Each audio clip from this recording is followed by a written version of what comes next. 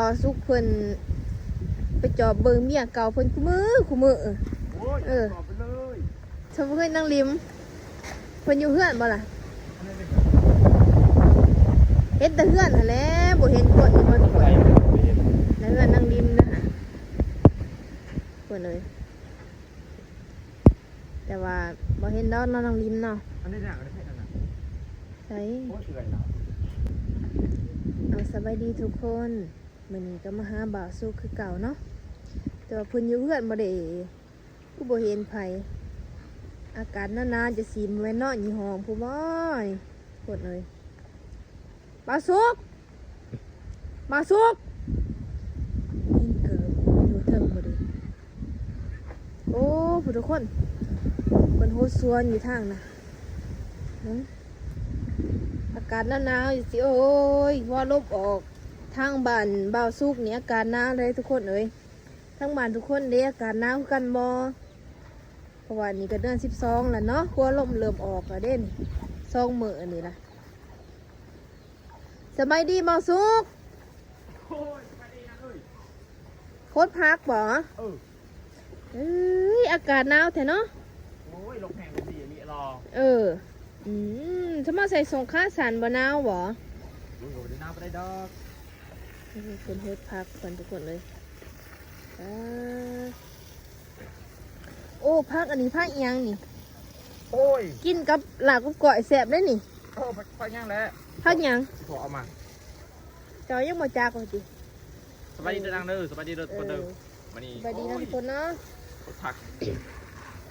นี่ก็อากาศจะเริ่มหนาวแหละ โอ้ยหนาวแล้วแหละอันนี้มันจะเริ่มดอก ถาม FC นี่เบิ่งถ้าบัด FC อากาศหนาวคือกันบ่ โอ้ยไปทำจะได้ทำเป็ดมีคนระบองที่ท่า แหม่เป็นเมียสิว่าเป็นพักเพิ่นผู้ไก่เกลี่ยเบิดเนาะ โอ้ยผัก อืม ตะกร้าก ำลังปลูกวัฒนละลายอากาศนายสิอยู่คนเดียวนี่โอ้ยแล้วสิมีคนกอดแล้วเนาะ โอ้มันดูจะได้น้อยเท่าใหญ่ไม่ถือว่า บ่ เอ้ยวิญญาณพิซซ่าน้ำคนกอดเอ้ย บ่ย่างบ่ อันนี้บอกด้วยนะเอ้ยบอกนะ ก็เคยมีคนกอดเด้ล่ะมาแล้วบ่มีคนกอดนี่ยากได้ ไปนำเอาเมียติ เอ้ยยังมาก็มายังมาแล้วก็แล้วนะ ไปนำเอาเมียมันนอนกอดคนละขางคักแล้ว เฮ้ยวันนี้น้ำหูจักแล้ววันนี้ ฮะ โอ้ยห่อแล้วพอฟักไทยหน้านี่ได้เสร็จแล้วก็มาแล้ว บ่คือมาหูดีแท้ว่า ยังเสาก็มานี่แรงก็มาคุมกูเวน ช่วงนี้ก็อากาศหนาวบ่ได้ไปทางใดกำลังออกจากห้องได้นี่เพราะอากาศมันหนาว โอ้มันเลยใส่เสื้อกันยาวมาโอ้แต่ละมือโอ้ยใส่แต่เสื้อกระสันมา ว้ายไผสิทนความหนาวได้เนาะขนาด นอนยามกลางคืนก็ยังทนบ่อยากได้นะยังอยากได้คนไปนอนกอดอยู่จักคนพอสิมีอีบ่แถวนี้อะใช่ว่าเปิดศพ จะเป็นโคตรจะเป็นคู่ เอาสิไปใส่ละพ่อล่ะอืมตาย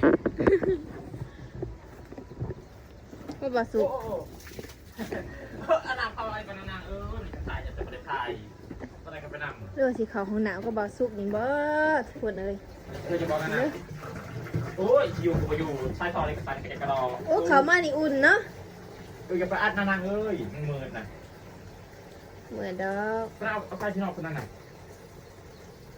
ขอสูตรในที่จากบาท โอ้ยไหนถือกระปั่นเมื่อนางอยู่จะอ้อยนะ ขอสูตรแน่จากบาทเนาะนายสิ เอ้ยคือจะได้นางว่าจะได้เอ็น ว่าแต่ไซโอ้เป็ดเจ้าบ่ในกระสุ่มค่ะ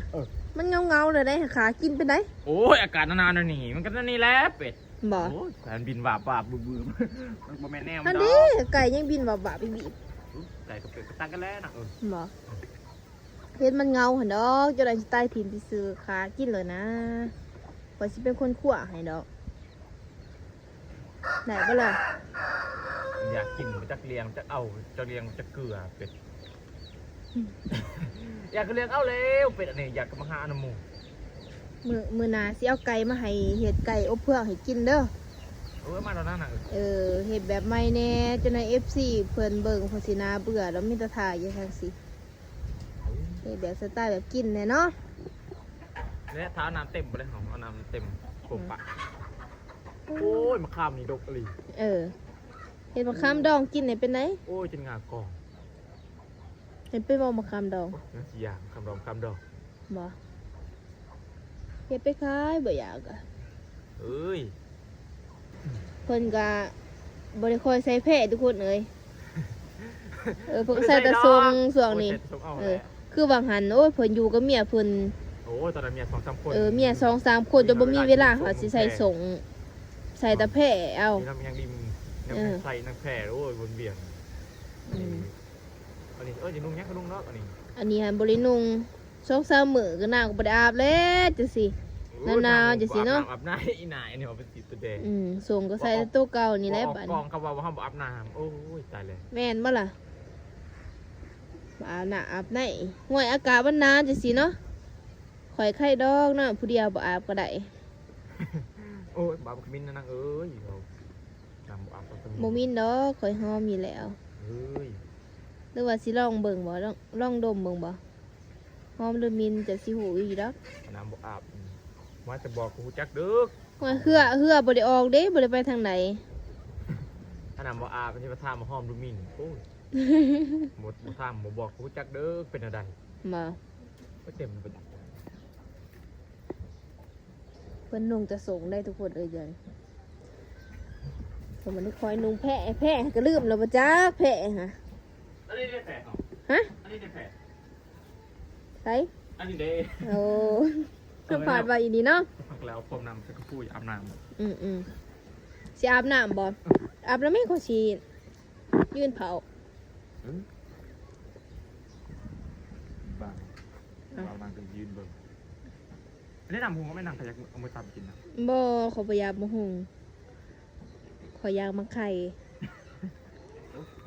ไม่เป็นสั่งอะไรหรอกโอ้ยจะกล้า อยากให้มีอีกบ่ล่ะ ไม่น่าดึงยันน้ จะอยู่ผู้เดียวเพิ่นปกติโอ้ยเมีย2-3 คนแซวแล้วทุกคนเอ้ยไปอยู่ผู้เดียวเพิ่นจะสิย่างไปไสเนาะ ำโอ้ยยังไม่ได้ยังพี่บ่ายเจ้า ลบไตลบเนื้ออยู่ โอ้ย แถวบ้านจะมีไผขายผักหอมบ่ โอ้ยเป็นยังเบิ่งส่วนนี่นะทำขยัก ขายอยู่บ่ผักหอมป่นได้ โอ้ยอะไรกับมันเอาแหละส่วนไหน มีอีกบ่ จะมีอะไร เนาะ โอ้ยแล้วปลูกผักไผ่ หันดีโอ้น้ำเด้าเห็นไหมติเพิ่นยังเด็กผักหอมป่นล่ะ โอ้ยเขาประกาศแล้วก็ไล่นะ ส่วนเขาแล้วนี่เนาะ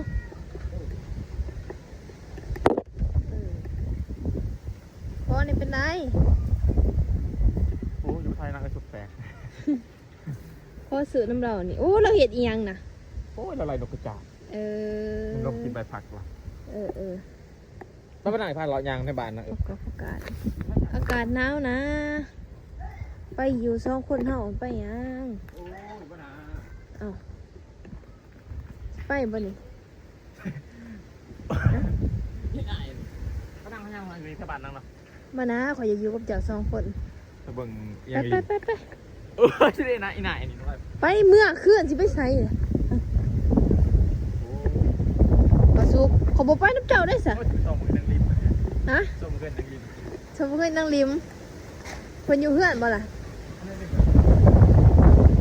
เฮ็ดแต่เฮือนหั่นแหละบ่เห็นคนอยู่บ่ทุกคนแล้วเฮือนนั่งริมนะเพิ่นเลย แต่ว่าบ่เห็นดอกนั่งริมเนาะ อันนี้เนี่ยอันนี้ใช่นั่นนะ ใช่ โอ้ยเอื่อยนะ บ่ ก็บ่เห็นมันพัฒนา ไปเมื่อ โอ้ยแต่มันเมื่อแต่เอาบริอยู่ในบ้านแล้วมันไปเลย มันก็มาจอบเนาะจอบเมียเก่าเพิ่น โอ้ยมันจอดว่างานมาชมเบิ่ง มาจอบเบิ่งคู่มือบ่ นะเป็นบ้านเรา ทุกคนเอ่ยบ่าวสุกเพิ่นไปจอบเบิ่งเมียเก่าเพิ่นคู่มือ โอ้ยตอบไปเลย เพิ่ ราะว่าเพิ่นบ่ได้อยู่นำกันดนแล้วเนาะเมียเพิ่นก็บ่ขึ้นมาหาว่าซั่นซะแต่เพิ่นก็เหงาแล้วอากาศก็หนาวจังซี่ปกติได้นอนกอดเมีย2-3 คนมื้อนี้นอนคนเดียวได้แต่ไปจอบเมียเพิ่น แล้วทุกคนเด้ออ่ะ ฮะ อากาศหนาวเนี่ย อืม โอ้ยเป็นโปรดอะไรเก่า ใช่ว่าเมียสิมาหาผู้ใดสิมาหาน่ะ เพราะอะไรวะวินาเนี่ยบอกเองไปเลยบอกเองเอ้ยอีสาได้ยินมาในหูนี่แหละแม่นอยู่บ่ล่ะ โอ้ยเป็นจักโอ้ยหลบแหงอะไรกันหรอ เพิ่นสิมาบ่ล่ะฮะ จักแร้น่ะมันอากาศหนาวอันนี้ที่บ่อเฮาโอ้ย จักไผแหล้วเนาะจักบ่าวสุกจักว่าเซาลิมเซาแพร่แหล้วเนาะสิกินฮอด มาก็มาพบกัน2-3คนเมื่อโอ้ยดีมาก เออบ่อยากแต่บ่าวสุกนี่แหละสิกินฮอดเนาะ น้ำเลยนอนนานนะ โอ้ไปขึ้นไปนำเด้อมันยังหนาวอยู่ถ้ามันเซาลมจังสิเมื่อสิขึ้นไปถึงเฮือนบ่าวสุกทุกคนเอ้ย หนาวแล้ว อากาศมันหนาวมือตีนเย็นหมดแล้วนี่พอคืนมาสุดนั้น โอ้ นี่ว่าห้องจะนอน สมมุติฉาก นี่ว่าห้องจะนอน ไปที่เขาห้องกัน เอาหรือว่าให้คอยเขาไปนั่มเอาข่อยขึ้นมาคิดว่าจะเอาข่อยเขาไปห้องนั่ม พี่คิดไปนั่งเด้อ ฮะ พี่คิดไปหน้าอยากนอน เอาปีนที่แน่ติล่ะ ทุกคนเด้อมาวันนี้กับพี่คิดเป็นอยากนอนนะ ว่าดีๆติล่ะ พันนั่งหนาวนะ อันนั้นทุกคนเนาะ อันนี้ก็สิขออนุญาตกลับก่อนบัดนี้บ่สุกเพิ่นหนาวแห้งแล้วเพิ่นเข้าห้องนอนแล้วเนาะ